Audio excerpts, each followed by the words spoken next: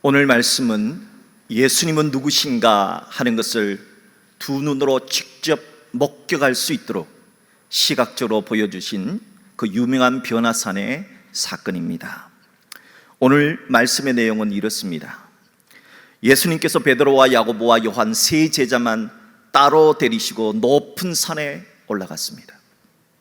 그곳에서 예수님은 천국의 모습으로 변화되셨습니다. 예수님의 얼굴이 해와 같이 빛이 난 겁니다. 예수님의 옷은 이 세상 그 누구도 희게 할 수 없을 만큼 그렇게 희게 변화된 겁니다. 그리고 천국에 계셔야 되는 모세가 1500년 전에 죽어서 천국 가신 그 모세가 예수님 옆에 나타난 겁니다.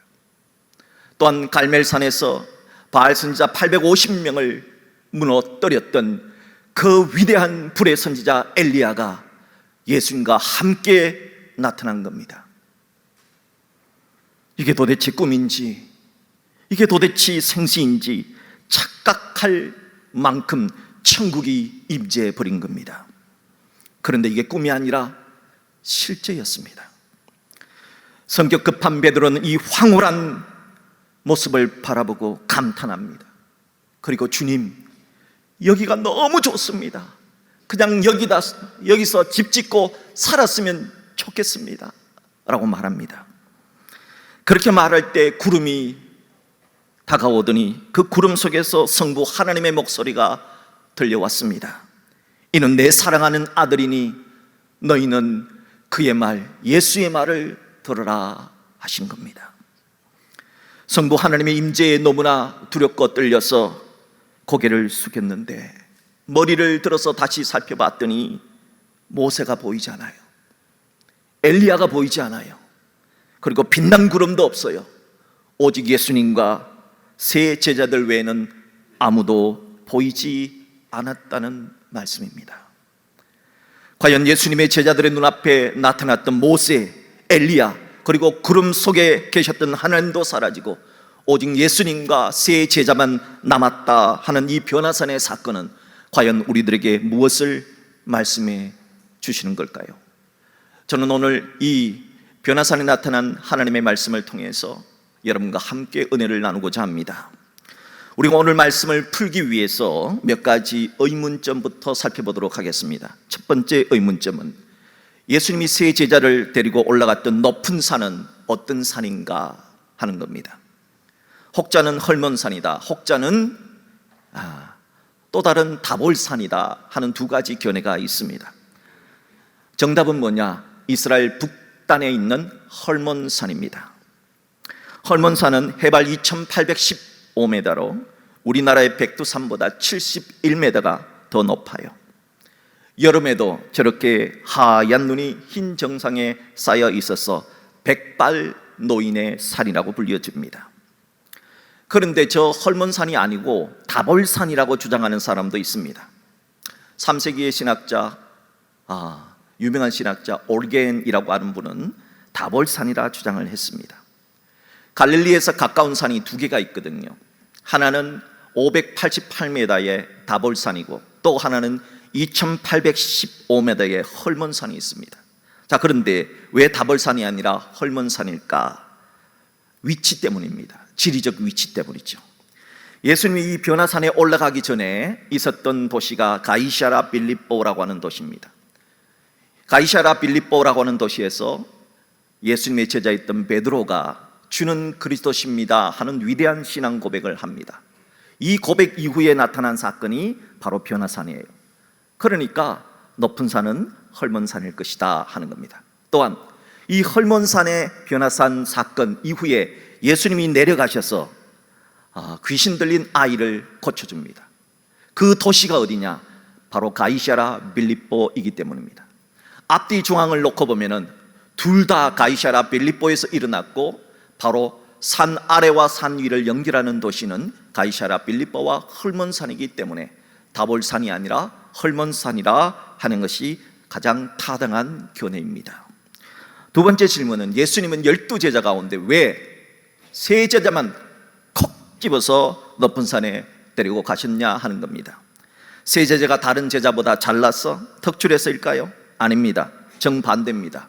세 제자는 사고 뭉치였기 때문입니다. 12제자 중 예수님의 십자가를 막아 쓴 제자가 바로 베드로와 야고보와 요한입니다. 먼저 베드로는 변화산에 올라가기 직전에 주님은 그리스도십니다, 마태복음에는 주는 그리스도시여 살아계신 하나님의 아들이십니다 하는 위대한 고백을 합니다. 그래서 예수님으로부터 칭찬을 받습니다. 이 칭찬 이후에 예수님께서 나는 장차 고난을 받고 십자가에 죽을 것이다 라고 하니까, 예수님, 십자가가 무슨 말입니까? 예수님 왜 죽어야 됩니까? 죽지 마세요, 십자가 지지 마세요, 만류를 합니다. 여러분, 예수님이 이 세상에 오신 목적이 뭡니까? 십자가 지고 죽으시려고 왔는데, 예수님이 십자가 지고 죽으셔야지 우리가 죄사함이 있고, 우리가 지옥이 아니라 천국 갈 수 있고, 우리가 질고에서 질병과 고통에서 놓일 수가 있는데, 예수님 보고 그걸 지지 말라고 한 겁니다. 그러자 예수님이 화가 나셔서 사탄아, 뒤로 물러가라. 내가 하나님의 일을 생각하지는 않고 도리어 사람의 일만 생각하는도다 해서 꾸중하셨습니다. 하나님의 일을 생각하는 사람이 있고 사람의 일만을 생각하는 사람이 있는데, 제자는 하나님의 일을 생각해야 되는 사람 아닙니까? 그런데 예수님의 십자가를 막았어요. 이랬어야 안 된다는 거죠. 그래서 따로 베드로를 데리고, 사고뭉치 베드로를 데리고 올라가서 특별 교육을 하기 위해서 데리고 갔던 겁니다. 야고보와 요한 두 형제 역시 마찬가지입니다. 예수님이 지금 고난받고 십자가 지시고 죽는다고 얘기했는데, 야고보와 요한 두 형제가 뭐라고 말하느냐? 우리를 하나는 주의 우편에, 하나는 좌편에 앉게 하여 주소서. 지금 스승이신 예수님이 십자가 못 박혀 돌아가신다고 하는데 슬퍼하지는 못할 망정, 예수님, 나를 좌의정 우의정되게 해주세요, 이렇게 말하고 있으니 예수님이 얼마나 한심했을까. 권력욕에 빠져있던 이 야고보와 요한 두 형제, 사고뭉치 두 형제를 데리시고 베드로와 함께 올라가서 특별 교육을 시키신 것이 오늘 변화산의 사건이라 하는 겁니다. 세 번째 질문은 그들 앞에서 변형대사, 도대체 어떻게 변형되었다는 뜻인가? 헐몬산을 등산하신 예수님이 변형대사라고 하는 뜻은 본래의 모습으로, 실제의 모습으로 예수님의 실존이 드러냈다 하는 겁니다. 예수님의 실존이 뭡니까? 하나님이시거든요. 예수님이 성자 하나님이시거든요. 예수님이 이 땅에 육신을 입고 오시기 전에 저 하늘의 성자 하나님의 모습으로 드러난 겁니다. 천국의 주인의 모습으로 변화된 겁니다. 그러니까 헐몬산에 오르기 전에 베드로가 주는 그리스도시여 살아계신 하나님의 아들입니다 라고 하는 말이 허언이 아니라 그 말이 실제 진짜다 하는 것을 두 눈으로 보여준 사건이 바로 오늘 본문의 사건입니다. 네 번째 질문은 변화산에 모세가 등장하고 엘리야가 출현한 것은 도대체 무엇을 의미하는가 하는 겁니다. 모세와 엘리야는 이름만으로도 존경이 대상이 되는 믿음의 영웅입니다. 여러분 한번 생각해 보세요. 애굽 땅에 하나님의 명을 받아서 10가지 재앙을 퍼부은 자가 바로 모세 아닙니까? 하나님의 명을 받아서 시퍼런 홍해 바다를 향해서 지팡이를 내밀어서 바다를 갈라지게 해서 그 바다 속으로 이스라엘 백성들을 걸어가게 한 위대한 믿음의 영웅이 모세 아닙니까? 광야에서 하늘의 떡과 메추라기 고기를, 또 물에 기적을 베푼 기적의 통로가 모세 아닙니까? 아말렉과의 전쟁에서 기도의 두 손을 들어서 승리케 한 자가 모세 아닙니까? 시내산에 올라가서 십계명을 비롯한 613가지의 율법을 받은 자가 바로 모세 아닙니까? 그 옛날 여자도 재산을 상속할 수 있도록 재산 상속법을 만든 사람이 바로 모세 아닙니까? 이런 믿음의 영웅 모세가 실제로 나타났으니 얼마나 대단했겠습니까? 얼마나 흥분을 했겠습니까? 또한 엘리야는 어떤 분입니까? 아방의 바알 숭배에 반대해서 3년간 가뭄이 있을 것이라 예언했는데 3년의 가뭄이 실제로 있게 되었던 예언자가 바로 엘리야 아닙니까? 갈멜산에서 하나님께 부르짖어 불을 내려서 850명의 아세라와 바알 선지자를 물리친 불의 선지자가 엘리야입니까? 천사들과 까마귀가 가져다 준 떡과 고기를 먹고 물을 마신 선지자가 엘리야입니다. 시돈 땅 사르밧 여인의 집에 가루와 기름이 끊어지지 않도록 계속해서 가루가 나오게 하고 계속해서 기름이 나오게 한 선지자가 엘리야입니다. 사르밧 여인, 그 여인의 아들이 죽었을 때 그 아들을 살려낸 자가 바로 엘리야입니다. 죽음을 보지 않고 하늘로 올라간 위대한 선지자가 엘리야입니다. 기로만 들어왔던 능력의 선지자, 불의 선지자 모세가 나타나고 엘리야가 나타났습니다. 이러니 어찌 놀라지 않습니까? 이 두 분이 나타나서 예수님과 나란히 이야기를 하는 겁니다. 대화를 하시는 겁니다. 무슨 대화냐? 십자가 이야기를 하시는 겁니다. 여러분, 이 구약 성경을 흔히 율법과 선지자라고 그렇게 말하거든요. 그러면 율법의 상징이 누구냐? 바로 모세입니다. 선지자들의 상징이 바로 엘리야입니다. 그러니까 모세와 엘리야는 구약 성경이 나타났다는 겁니다. 구약 성경이 신약 성경의 핵심은 예수님과 나타났다는 겁니다. 그러면 성경 66권이 한꺼번에 사람으로 표현된 겁니다. 모세, 엘리야, 예수님. 그런데 조금 있다가 모세가 사라지고 엘리야가 사라지고 예수님만 남아요. 이게 무슨 뜻입니까? 성경은 오직 예수님을 가리킨다는 겁니다. 성경은 다른 것이 아닙니다. 성경은 다른 사람 누굴 드러내는 게 아닙니다. 모세가 위대하다, 아브라함이 위대하다, 아니요, 예수님이 위대하다, 예수님이 우리 구세주다 드러내는 것이 성경이라는 겁니다. 그것이 다 사라지고 오직 예수가, 그리고 그 앞에 선 제자들만 남았다 하는 이야기입니다. 그래서 구름 속에 임재하신 하나님이 뭐라 하십니까? 너희는 그의 말을, 예수님의 말을 들으라 하는 겁니다. 이제 모든 것이 확실해졌습니다. 예수님을 주로 믿는 사람들은, 그리스도인들은 제자입니다. 제자들은 예수님의 말씀만 따르면 된다 하는 겁니다. 이 시대는 포스트 모더니즘 시대입니다. 다양성을 강조합니다. 절대 진리를 부정합니다. 그래서 어떤 사람은 기독교를 통해서 천국에서 만나고, 어떤 사람은 불교를 통해서 천국에서 만나고, 어떤 사람은 무슬림처럼 이슬람교를 통해서 천국에서 만나면 되지 않느냐, 그렇게 말하는 시대입니다. 그러나 성경은 그게 아니라는 겁니다.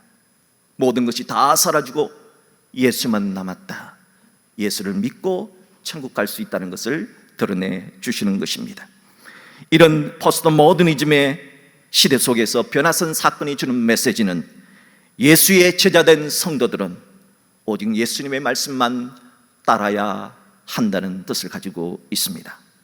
자, 그렇다면 예수님의 말씀을 따르기로 결단한 우리 그리스도인들은 어떤 자세, 어떤 태도로 살아가야 할까요? 이것이 오늘 우리에게 주시는 메시지입니다.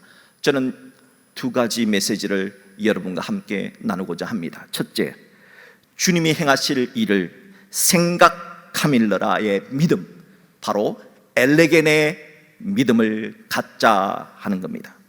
생각하밀러라라고 하는 이 헬라는 엘레겐이라고 말합니다. 엘레겐의 믿음이란 마음속으로 같은 사실을 되뇌이고 또 되뇌이고 믿고 또 믿는다는 뜻을 가지고 있습니다. 중요한 사실이기 때문에, 진리의 말씀이기 때문에 이걸 내 마음속에 믿고 입으로 말하고 또 믿고 마음으로 생각하고 또 믿는다 하는 겁니다. 마가복음 5장에 나오는 12년간 혈루증에 걸린 이 여인이 바로 이 믿음, 엘레겐의 믿음으로, 바로 생각 카밀러라의 믿음으로 병에서 치유받고 구원을 받았습니다. 카버나움이라는 도시에, 갈릴리 저 북쪽에 카버나움이라는 도시가 있는데 그곳에 12년 동안 혈루증을 앓던 여인이 있었습니다. 혈루증은 피가 멈추지 않고 계속해서 흘러나오는 병입니다. 이 피가 계속해서 흘러나와서 닦지가 않고 냄새가 납니다. 참으로 몹쓸병이죠. 이 여인은 이 몹쓸병을 고쳐보려고 애를 무단히 썼습니다. 많은 의사를 찾아가서 치료를 해봤습니다. 소용이 없었습니다. 민간요법, 쑥이 좋다면 쑥을 먹었겠고요, 뭐가 좋다면 뭐를 먹었을 겁니다. 그래도 소용이 없었습니다. 그렇게 12년간을 병고를 치르다 보니까 가진 돈을 다 써버렸습니다. 가난해졌습니다. 주변의 사람도 다 사라졌습니다. 절망뿐이었습니다. 그때 이 여인이 예수님에 관한 소식을 듣게 됩니다. 예수님은 못 고칠 질병이 없다는 겁니다. 예수님이라면 너의 병을 고칠 수 있다는 겁니다. 이 여인은 마음속으로 생각했습니다. 아, 예수님, 그래 예수님, 예수님이라면 내 병을 고칠 수 있을 거야. 그리고 믿음을 가졌습니다. 그런데 그 예수님이 오늘 우리 동네에 온다는 겁니다. 가버나움에 오신다는 겁니다. 지금 가버나움 저 회당장의 집으로 걸어가고 있다는 겁니다. 그 여인은 예수님을 만나러 뛰어갔습니다. 그리고는 도저히 예수님 앞에 설 용기가 없어서 예수님 뒤로 가서 예수님의 옷자락 끝을 만집니다. 그 여인이 그렇게 한 이유를 성경은 이렇게 기록해 놓았습니다. 이는 내가 그의 옷에만 손을 대어도 구원을 받으리라 생각하밀더라. 이 생각하밀더라, 이것이 바로 엘레겐입니다. 엘레겐의 믿음, 이 생각하밀더라의 믿음으로 예수님의 옷자락 끝을 만진 겁니다. 정말 중요한 생각, 정말 예수님의 말씀 너무 중요하니까 되새기고 또 되새기고 믿고 믿었던 그 믿음, 이 생각하밀라라의 믿음은 과연 어떤 역사를 일으켜냈을까요? 마가복음 5장 29절을 보십시오. 이에 그의 혈루 근원이 곧 마름에 병이 나은 줄을 몸에 깨달으니라. 12년 동안 하혈을 일으켜왔던 혈루의 근원이 말라버린 겁니다. 병을 일으켰던 뿌리가 온전히 뽑혀버린 겁니다. 그 여인이 자기 몸으로 느꼈습니다. 내가 나았다는 느낌이 왔습니다. 예수님도 느꼈습니다. 예수님 몸에서 자신의 초월적인 능력이 빠져나갔다는 사실을. 그래서 예수님은 걸어가던 길을 멈췄습니다. 그리고는 누가 내 옷에 손을 대었느냐 물으셨습니다. 제자들은 이렇게 말합니다. 아, 예수님, 사람이 이렇게 많아도 밀고 땡기는데 누군가 밀고 땡기면서 그런데 뭐 그거 가지고 그러십니까? 대수롭게 말합니다. 그러나 예수님이 이렇게 말씀하신 데는 이유가 있습니다. 이때 예수님께서 무리들을 바라봅니다. 누가 내 옷에 손을 대었느냐? 예수님의 눈빛이 도달하자 그 여인은 밖으로 나왔습니다. 그리고 예수님 앞에 무릎을 꿇습니다. 접니다. 제가 예수님의 옷자락에 손을 댔습니다. 그때 예수님이 말합니다. 딸아, 내 믿음이 너를 구원하였으니 평안히 가라. 내 병에서 놓여 건강할지어다. 예수님은 예수님의 옷자락을 만진 그 여인에게 딸아 하고 말했습니다. 너는 하나님의 딸이다 말씀해 주셨습니다. 세상 사람들은 그 여인이 피 흘린다고 무시했습니다.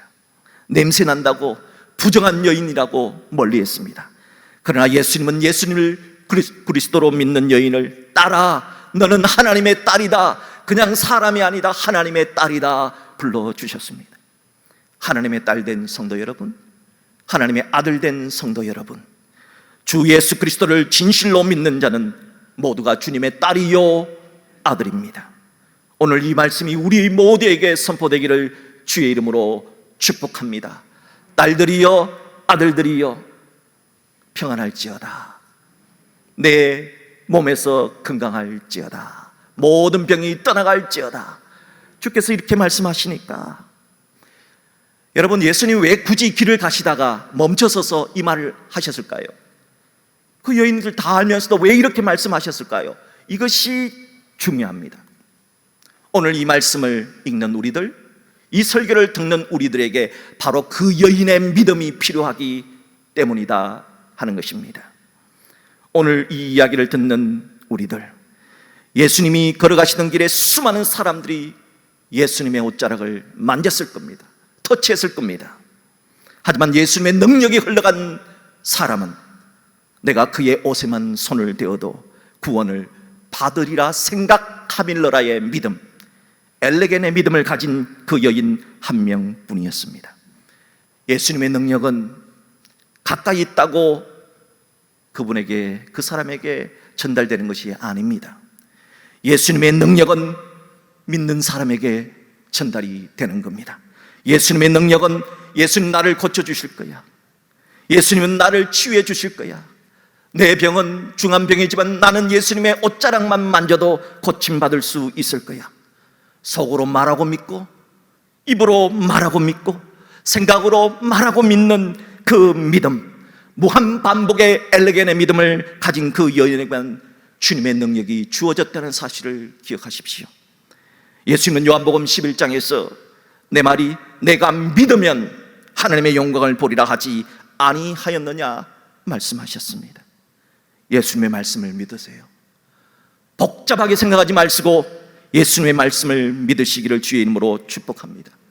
그리하여 이 예언처럼 생각 카밀러라의 믿음이, 엘레겐의 믿음이 우리 모두에게 임하여 치유의 연총, 회복의 연총이 있기를 주의 이름으로 축복합니다. 둘째로, 예수님의 말씀을 따르기로 결단한 자들은 어떻게 살아야 되느냐? 내 평생 사는 동안 주 예수님만 찬양하기입니다. 그것이 오직 예수님만을 신앙하기로 결단하는 자의 태도입니다. 내 입에서 원망, 불평이 나오는 것이 아니라 주님을 찬양하는 겁니다. 비록 힘들고 어려운 일이 있어도 주님을 찬양하는 겁니다. 저는 오늘 결단의 찬송을 새 찬송가 288장으로 선곡했습니다. 예수를 나의 구주 삼고 아무 걱정과 근심이 없을 때 그냥 그곳에만 있고 싶은 마음이 있습니다. 하지만 예수님은 제자들을 데리고 변화산 아래로 내려가셨습니다. 그것이 바로 우리의 현실이기 때문입니다. 지금 변화산 아래는 귀신 들린 아이가 소리를 지르며 고통 속에 있습니다. 변화산 아래는 그런 아들을 바라보며 어쩔 줄 몰라 하는 아파하는 아버지가 있습니다. 예수님은 변화산 너무 좋지요. 너무 좋지요. 걱정 근심 없는 변화산 너무 좋지요. 그러나 우리가 살아가야 되는 이 세상은 천국 아닙니다.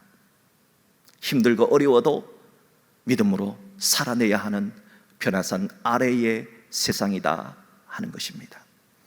사랑하는 성도 여러분, 예수님이 제자들을 데리고 변화산 아래로 내려가신 이유는 너희들도 힘들고 어렵지만 눈물 나지만 이 변화산 아래에서 살아야 된다. 그러다가 천국 와야 된다. 그때까지는 변화산 아래에서 힘들고 어렵지만 변화된 모습으로 살아야 되지 않겠느냐 하는 메시지를 우리에게 주신 것입니다. 사랑하는 성도 여러분, 우리의 삶은 변화산 아래의 산과 같습니다. 아픈 사람이 얼마나 많은지요. 참 가슴이 찢어집니다. 왜 이렇게 아픈 사람이 많습니까? 고통 왜 이렇게 많습니까? 눈물 날 일은 왜 이렇게 또 많습니까? 정말 12년 동안 혈루증에 고통당하며 절망 속에 살았던 이 여인처럼 우리의 삶은 바로 변화산 아래의 삶이라는 것, 때로는 이런 세상 좀 벗어나서 변화산 위에서 좀 살았으면 좋겠지요. 하지만 힘들더라도 여러분 힘을 내십시오. 어렵더라도 용기를 가지십시오. 언젠가 우리는 변화산 위로 올라가게 될 겁니다. 언젠가 천국 갈 겁니다. 그때까지는 힘내어서 오늘 두 가지의 삶의 자세로 살라고 하신 주의 말씀을 기억하십시오. 주의 말씀을 기억하고 또 되새기고 또 되새기고 또 되새기는 생각 카밀러라의 믿음, 엘레겐의 믿음으로 사십시오. 힘들고 어렵고 아프고 고통스러운 눈물 날 일이 많지만 그럼에도 하나님을 믿고 내 평생 사는 동안 원망 불평이 아니라 주님을 찬양하는 삶을 살겠다 다짐하는 우리 모두가 될 수 있기를 주님의 이름으로 축복합니다.